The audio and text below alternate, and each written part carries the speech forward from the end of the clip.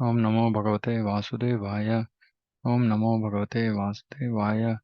ओम नमो भगवते वासुदेवाय। मग्नातिमिरान्धस्य ज्ञानाञ्जनशलाकया चक्षुरुन्मिलितं येन तस्मै श्रीगुरवे नमः। नमो विष्णुपादाय कृष्णप्रेष्ठाय भूतले श्रीमते भक्तिवेदान्तस्वामिनिति नामिने। नमस्ते सारस्वते देवे गौरवाणी प्रचारिणे निर्विशेष शून्यवादी पाश्चात्यदेशतारिणे। जय श्री कृष्ण चैतन्य प्रभु नित्यानंद श्री अद्वैत गदाधर शिवासादि गौर भक्तवृंद। हरे कृष्ण कृष्ण कृष्ण हरे हरे, हरे Ram Ram Ram Hare Hare. Okay, so we are continuing verse 4 of teachings of Queen Kunti, chapter 4. Krishna is very much anxious to take us back home, back to Godhead. But we are stubborn and do not wish to go. Therefore, he is always looking for the opportunity to take us back home. He is just like an affectionate father. When a son who is a rascal leaves his father and goes loitering in the street with no food and no shelter and suffers very much, the father is always anxious to bring the boy back home. Similarly, Krishna is the Supreme Father, and all the living entities within this material world are exactly like misled children of a wealthy man who have left home to loiter in the street.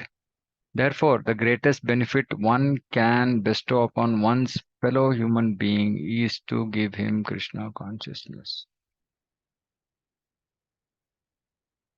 So, Prabhupada is, see, look at this.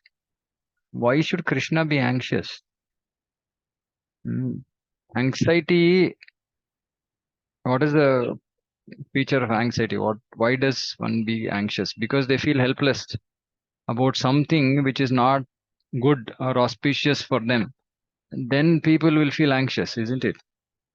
Why Krishna has to feel anxious? Prabhupada is answering that because we are stubborn and we do not wish to go. Krishna wants to take us. But we are so stubborn, we don't want to go, and that makes Krishna anxious because he is not going to overrule our free will. Because we do not wish to go, he is always looking for the opportunity to take us back home. See, we should not cause Krishna anxiety, let alone giving Krishna pleasure. We should not become cause for anxiety for Krishna.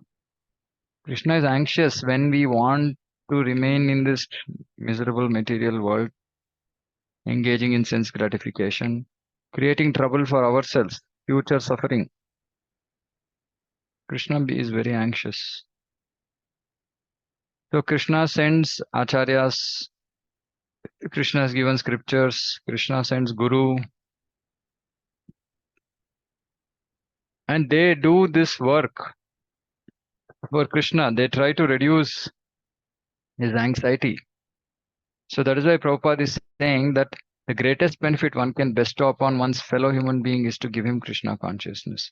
That is why Sri Chaitanya Mahaprabhu said that everyone has to become a guru. Everybody has to distribute this knowledge of Krishna consciousness to people. No kind of material profit will satisfy the living entity, but if he is given Krishna consciousness, he will actually be satisfied. He will actually be satisfied. And we have seen this, in our own lives, we have seen how many of us are satisfied with Krishna consciousness, and that we never achieved that satisfaction with material things. A bewildered boy loitering in the street may be reminded, my dear boy, why are you suffering so much? You are the son of a very rich man who has so much property. Why are you loitering in the street? And if he comes to understand, yes, I am the son of this important man, why shall I loiter in the street? He may then return home. So the important thing is, if he comes to understand, if that person who is loitering in the street comes to understand, oh, this is the reality. I am the son of this important person. Why should I struggle here? I will return home. But this is a free thought, free will of the individual jiva. The jiva has to come to this platform of thinking, oh, why am I loitering here? Why am I wasting time? So, what is our role? Therefore, the best service is to inform those who have forgotten Krishna. You are part and parcel of Krishna. You are the son of Krishna who is full in all opulence. Why are you rotting in this material world? This is the greatest service. So, we should not get influenced by people. We should influence people. And those who are on the path of self realization, we are not supposed to be influenced by other people's thoughts because all their thoughts are just binding. They just bind one to this material world. So we should influence them with the thoughts of Krishna consciousness so that it can help them free themselves from this Maya, from illusion, and come to reality. Maya illusion is very strong, but it is the duty of every devotee of Krishna to try to enlighten everyone to Krishna consciousness. Kunti Devi, for example, first said that although Krishna, the Supreme Person, is within and without, to rascals and fools he is invisible. Mudha, Krishna says. So Prabhupada is just translating that as rascals and fools. Namam dushkritino muda prapadyante naradama. Muda, fools. Therefore, she points out, here is the Lord Krishna. Because people don't want to believe Krishna. They don't want to accept Krishna. So Kunti Maharani is saying, here is the Lord. His name is Krishna. Krishna is the all-pervading Supreme Personality of Godhead, Krishnaya Vasudevaya. But he is very much pleased to become the son of Devaki, Devaki Nandanaya. Devaki Nandana is also mentioned in the Atharva Veda. Krishna comes as Devaki Nandana and his father is Nanda Gopa, Nanda Maharaja. Krishna likes to be related with his devotees who act as father and mother. Although here in this material world, we try to make our relationship with the Supreme by accepting him as father. Krishna wants to become the son. He takes pleasure in becoming the son of a devotee. Why? Because when he becomes son, he becomes dependent on the devotee. This is Krishna's love. He doesn't want to be the giver. He wants to take. He wants to get affection like a helpless child. That is one of the rasas, Vatsalya. Ordinary men want God as their father, but that is not very pleasing to Krishna because the son always bothers the father. See, that is not very pleasing to Krishna because son always bothers the father. Give me this, give me this, give me this. Prabhupada is exactly, in words, showing how people, they go to the temple, oh Lord, give me this, give me this, give me this. That's all that is. Oh, you're my father, I'm your son, my job is to ask, your job is to give. But this is not pure love. Pure love is to give something without asking anything in return. That is pure love. We can't understand that in this material world because Shastra says that in this material world there's no love, there's only lust. Lust means self-centered love is lust. Self-centered, meaning it is centered around us, not around the object of love. That is why it's called lust. Of course, Krishna has immense potencies by which he can supply as much as everyone wants. Eko bahunam yo vidadati kaman. He supplies food to the elephant and he supplies food to the ant. So why not to the human being? But rascals do not know this. They work like asses day and night to find bread. And if they go to church, they are also there. Also they pray, give me bread. They're concerned only with the bread problem. So Krishna is saying, why? Why are we working like asses day and night to find bread? Krishna is giving bread to ant, Krishna is giving bread to the elephant. Why will he not give it to the human being?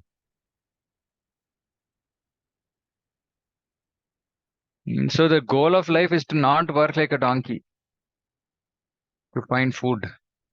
Of course, today mostly people don't have food problem, right? They have problem of not satisfaction with whatever they have got.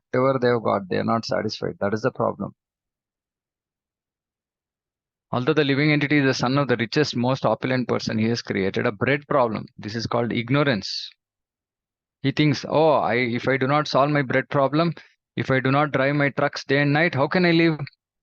This is the nonsense of our modern civilization. So what Prabhupada is saying, that just by us doing some kind of work, uh, it doesn't mean that that is the cause for solving our bread problem. That means that we are not the ones who are earning.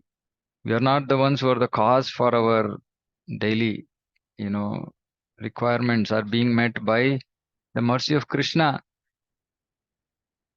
Of course, that depends on whether we have done good work in the past, good karma, bad karma. According to that, we are getting.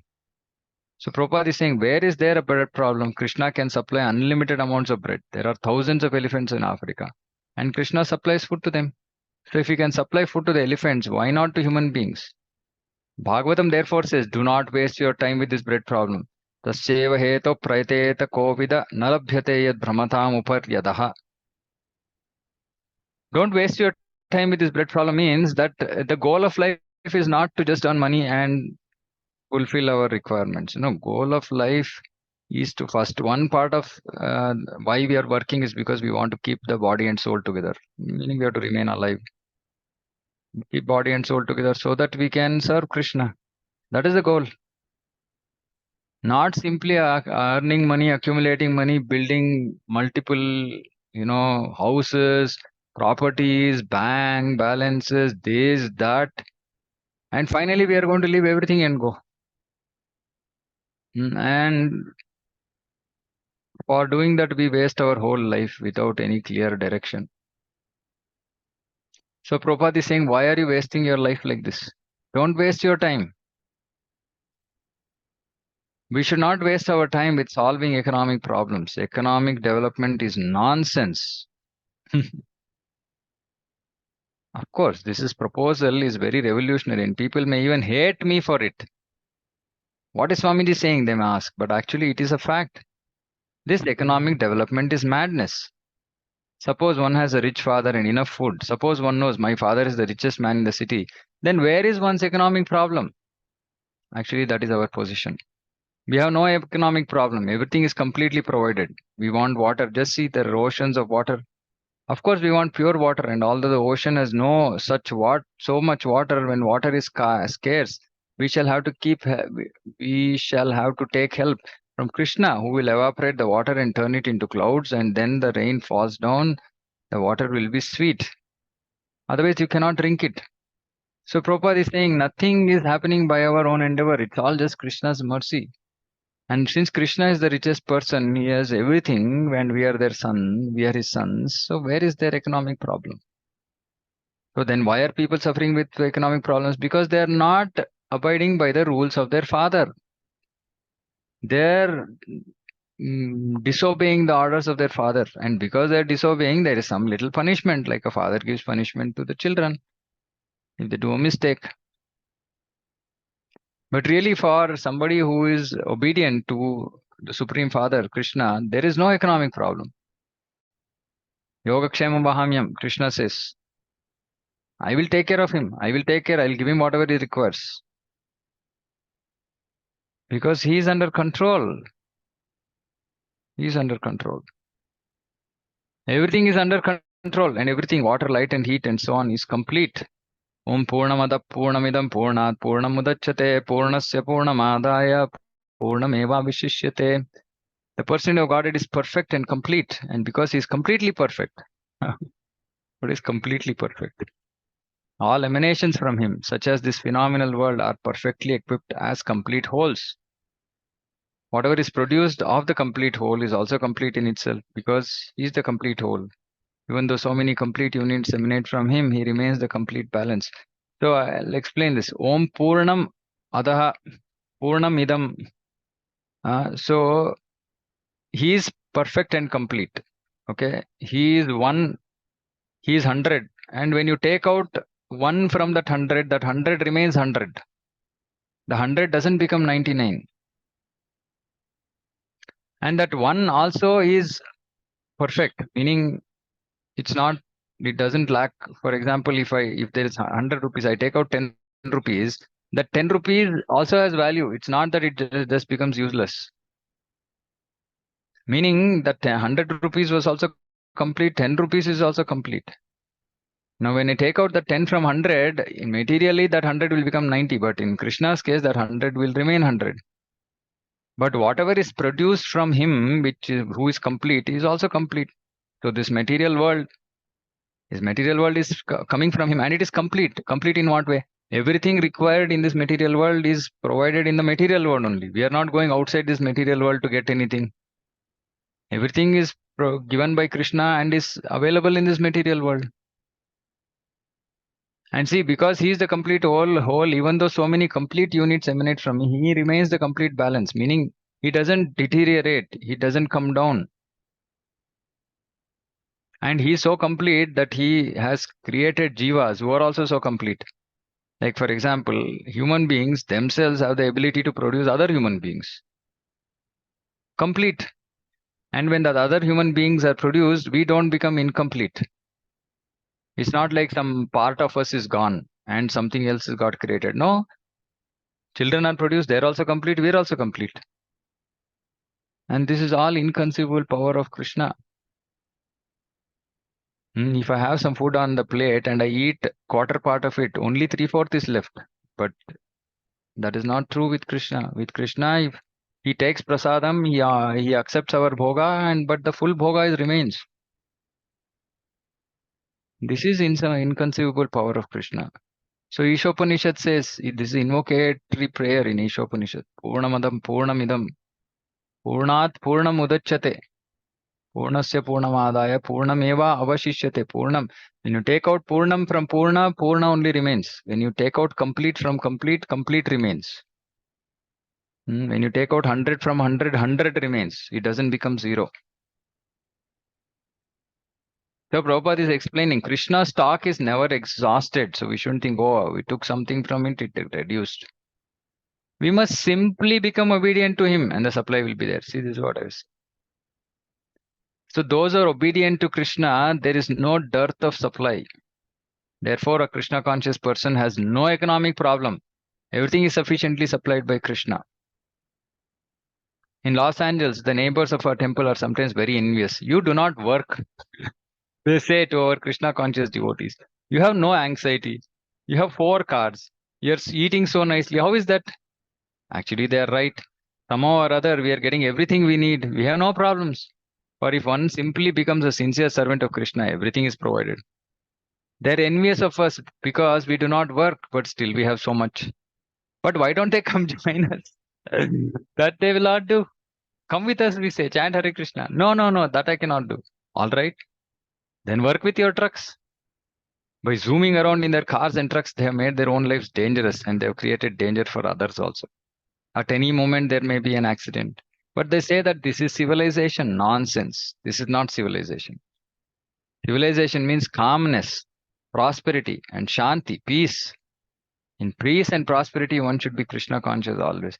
So Prabhupada is saying civilization means this, not this, crazily running like, headless chicken. This is not civilization. We should understand this. See, Prabhupada's words are very, very clear. We don't want to accept this. We think that our modern civilization, we say, oh, we are so advanced. Why? See, 20 years back, so many of these discoveries were not there. There was no, there's no mobile phone, or maybe 50 years back, there's no mobile phone, there was no car, there was no this, no. See, now we are so advanced. Yeah, and just see the amount of problems we have created with each of this. I was talking to somebody about this new fad of these electric vehicles. Somebody was working with all these companies who are doing these electric vehicles, and he said, soon there won't be enough raw materials to make batteries. Then what will they do? Everything will get junk. Uh, everything will become junk. On one side, there's no petrol. Petrol is reducing, right? On the other side, this, new scam of these electric vehicles, there won't be enough batteries to charge.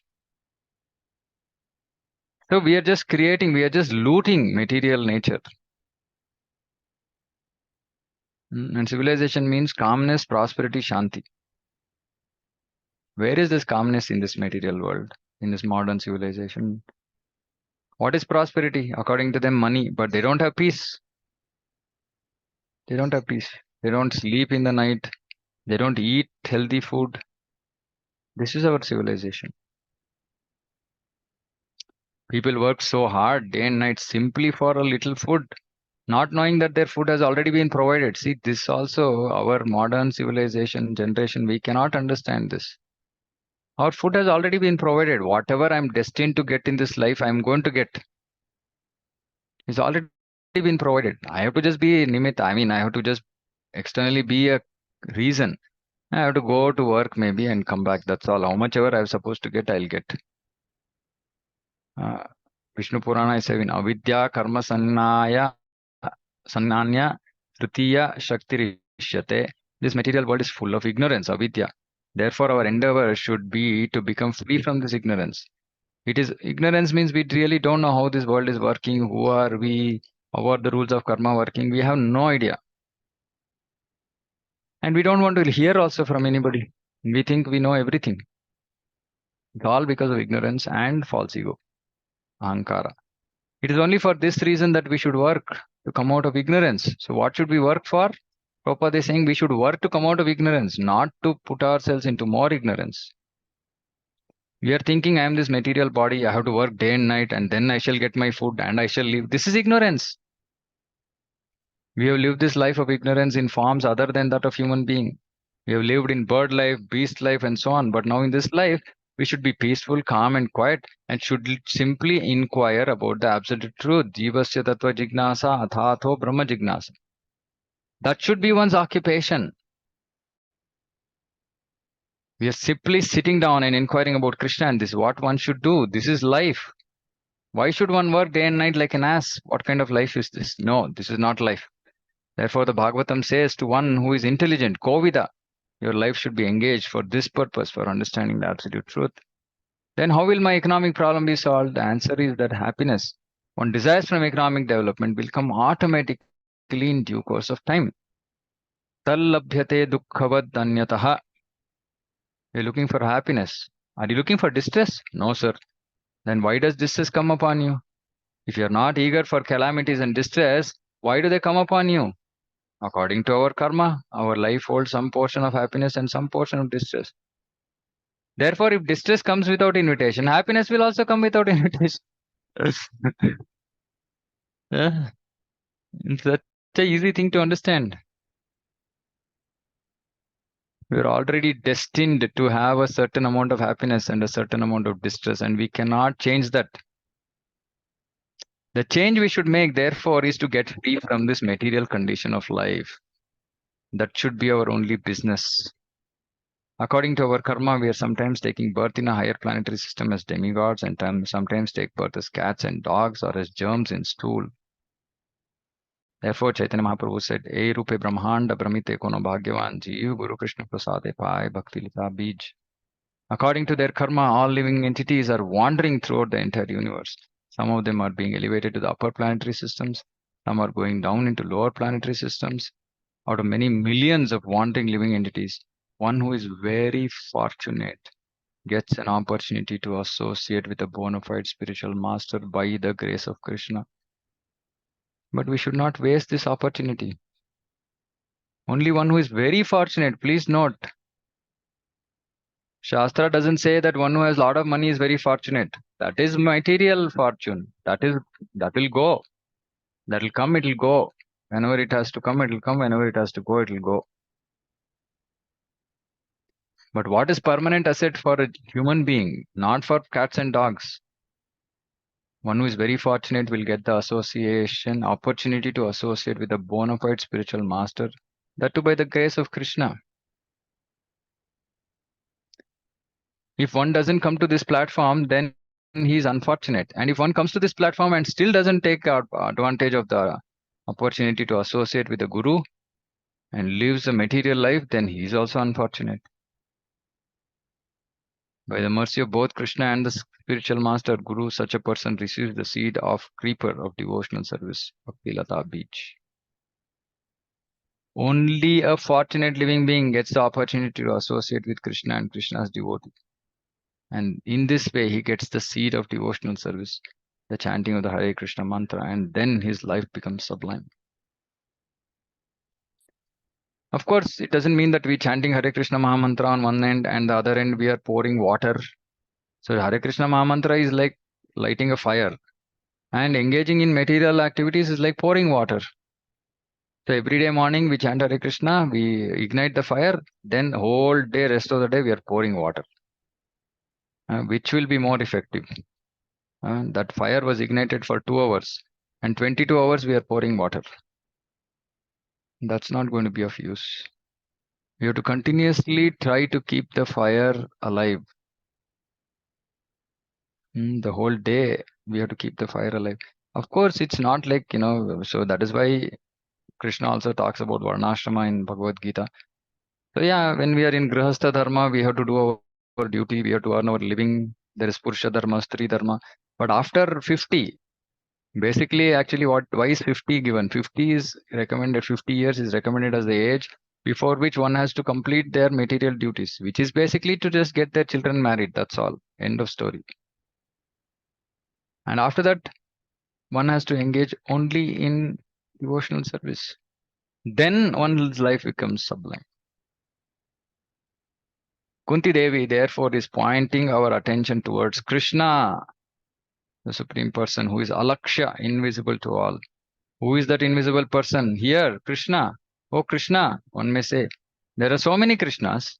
Therefore, Kunti Devi says, I am offering my prayers to Vasudeva, son of Vasudeva. There are many Vasudevas. No, Nanda Gopa Kumaraya. I am praying to the foster son of Maharaj Nanda. In this way, 3 times she points out, here is Krishna, here is Krishna, here is Krishna. Krishna officially takes birth as a son of Deva, officially, as a son of Devaki and Vasudeva. But in his childhood, he enjoys the company of Mother Yashoda and Nanda Maharaj. This is Krishna's pastime. Ananda Leela Maya Vigrahaya. Krishna's pastimes are all jubilant. Ananda Mayobhyasat. He is by nature full of bliss. We shall never find Krishna unhappy. Krishna is always happy, and whoever associates with him is also happy. Therefore, he is known as Govinda. The word go means senses. You're looking for sense gratification. Like we associate with Krishna, we shall enjoy our senses abundantly, just like the gopis who are dancing with Krishna. Of course, we can't understand this. We'll come to it later. Just there is no scarcity of sense gratification, but this is sense gratification in association with Krishna is not gross sense gratification. Rather, it is the spiritual sense gratification enjoyed in the spiritual world. When we have a spiritual body with spiritual senses, that is the sense gratification that is required, not this gross material sense gratification. This gross material sense gratification is binds us to this material world, puts us into miseries. But the spiritual sense gratification is bliss, ananda. Ananda Chinmaya Sadujvala Vigrahasya. That ananda or pleasure is not the third class ananda we enjoy with our bodily senses. Such bodily enjoyment is not ananda but illusion. So actually there is no happiness in this material world. It's all illusion. It's like one madman on the road is shouting, I am the Prime Minister. All of you bow down to me. He is having ananda by speaking those words, but onlookers are saying, oh, what a fool. It's an illusion. So this is really our state, actually. Anything that we do to derive any kind of so-called happiness in this material world is simply illusion. We are thinking I'm enjoying, but that ananda is not factual because we cannot enjoy this material pleasure of the senses for long. First of all, because we are not these material senses. We are Atma, spiritual. So we can't enjoy this material pleasure if we come to our senses, so to speak. Meaning, if you come to understand that I'm Atma, Atma is spiritual, then how can I enjoy material pleasure? Atma is supposed to enjoy spiritual pleasure because Atma is spiritual. Also, Prabhupada is saying you can't enjoy it for long, whatever it is. Everyone has experienced that this material pleasure comes to an end. Spiritual enjoyment, however, does not end. Rather, it increases. Anandambudhi Vardhanam. That is the difference. Ananda Chinmaya Sadujvala Vigrahasya Govindam Adipurusham Tamam Bhajami. Therefore, we have to associate with Govinda. Okay, I'll try to finish this. Maybe 5 minutes extra. Here also it is said, Govindaya Namo Namaha. I offer my respectful obeisances to Govinda. The Krishna conscious movement is so sublime that it puts one directly in contact with Govinda. The worship of the deity of Krishna in the temple is also direct contact with Govinda. Shri Vigraha Radhana Nityanana Shringara Tanmandiramajanado Guru Astaka. The Vigraha, the deity of Krishna, appears by Krishna's mercy. Because Krishna is Alaksha, invisible, he becomes visible to give us the facility to see him. It is not that Krishna is stone, wood, or metal. Krishna is always Krishna. But because we cannot see anything beyond material elements like wood, stone, and metal, he appears in a form made of these elements. But he is neither wood, metal, nor stone. When we associate with the deity, we associate with Krishna personally. That is why who can associate Krishna? Only who is pure. That is why one who has come to the Brahmabhuta stage, Brahman, that is called Brahman initiation, Brahmana Diksha. One who has come to this Brahmabhuta stage can associate with the deity, can serve the deity. That is why there are rules for deity worship. Because Krishna is invisible, he very kindly takes a form that is visible to us. This is Krishna's mercy. Do not think, oh, here is a stone Krishna. Krishna is everything, and therefore Krishna is stone also. But he is not the kind of stone that cannot act. He is a stone which can act. Even in the form of a stone or metal, Krishna can act as Krishna. And one who worships the deity will perceive that. Krishna will, in the deity form, reciprocates with his devotees who are serving them. Swayameva Spuratyadaha, the deity, all the apparently stone, may speak with a devotee. There are many instances in which this has happened. I am very pleased, therefore, when my disciples nicely dress the deity, offer the deity nice foodstuffs, and keep the temple very clean. Sri Mandira Marjanado. Marjana means cleansing. Whether one dresses Krishna or cleanses the temple, the spiritual benefit one receives is the same. Don't think I'm only a cleanser and he's a dresser. No. The person who is dressing the deity and the person who is cleansing the temple are the same because Krishna is absolute. Therefore, one should engage in Krishna's service in any way and one's life will be successful. This is the Krishna consciousness movement. By the grace of Kunti Devi, we can understand that Krishna Vasudeva is the Supreme Person of Godhead. The word Vasudeva also indicates that the Lord is understood when one comes to the platform of pure goodness, which is also called Vasudeva or Vishuddha Sattva. Sattvam Vishuddham Vasudeva Shabditam.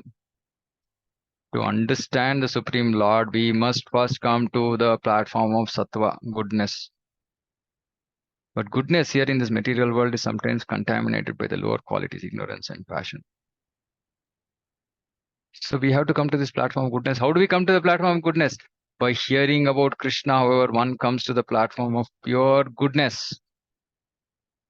Srinvatam Swakatah Krishna Punya Shravana Kirtanaha. Should try to hear and chant about Krishna always 24 hours a day. And in this way, the dirty things will be cleansed from our hearts. But see, the requirement is 24 hours a day. This we cannot do when we are in Grihastha, but we should do when we come to Vanaprastha. And we should engage in Shravanam Kirtanam. And when we are in Grihastha, we should reduce contamination. We should reduce trying to get materially too entangled. We should just do things as a matter of beauty and not get too entangled with material things, family, etc., etc. But somebody who can do this 24 hours a day, in this way, dirty things will be cleansed from our hearts. It is not that one should only attend a Bhagavata Saptaha, an official reading of Srimad Bhagavatam for 7 days. That is another form of exploitation.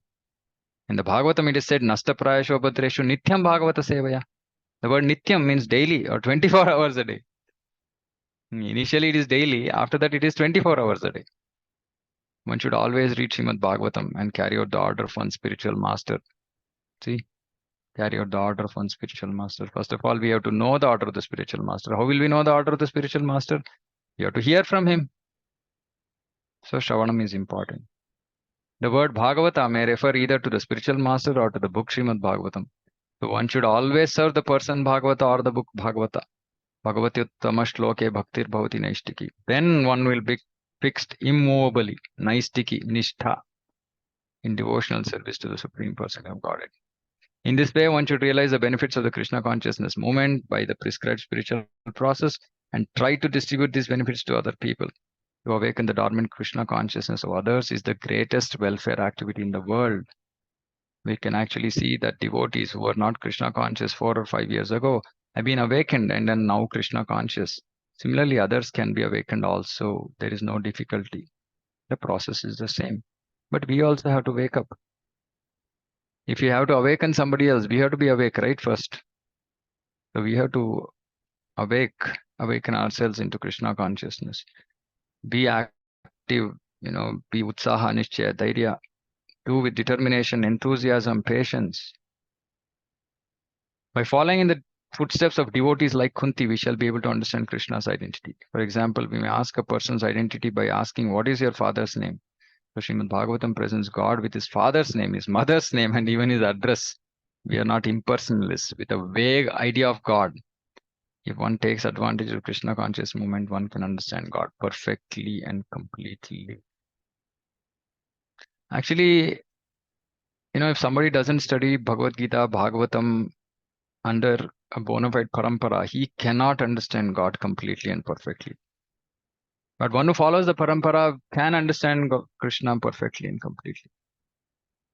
Such a beautiful purport. I mean, just see the potency of Prabhupada's words. Each and every statement here is life-changing. How Prabhupada, what he has spoken on, just saying, who is Krishna? Krishna is son of Vasudeva, is the pleasure of Devaki, boy of Nanda, cowherd man of, and he is the enlivener of the cows and senses. So he so beautifully described Krishna's position. What should be our position to understand Krishna? We have to come to the pure platform,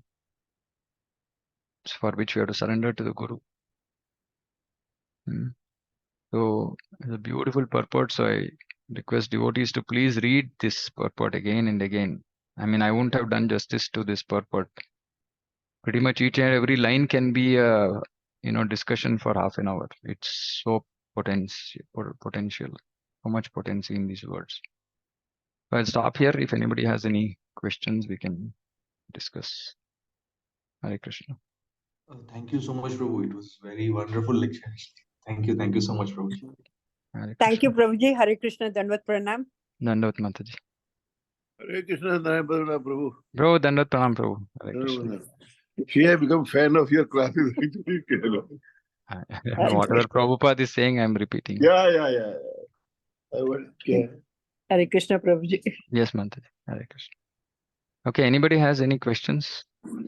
Hearing from you these lectures is very amazing, Prabhu. Thank you so much, Prabhu. Hearing from you, it makes it very special for us. No, we have to simply read. I am not doing this this is not for any kind of promoting my position. I want everybody to read Prabhupada's books. Prabhupada's books has, and Anukul Prabhu keeps saying this on every Vyas Puja, on every, Shri Prabhupada's appearance day. I mean, if we have to become really Krishna conscious, we have to read Prabhupada's books. If we don't read Prabhupada's books, first of all, we won't understand what Krishna is. We won't understand anything. And why people are not happy in Krishna consciousness? Because they don't understand Krishna consciousness. How will we understand Krishna consciousness if we don't hear it from Prabhupada? Actually, Narayan Prabhu, yeah. Now I was, that Anant Tirtha Prabhu called me from BBT, Uh-huh. which apps new, which that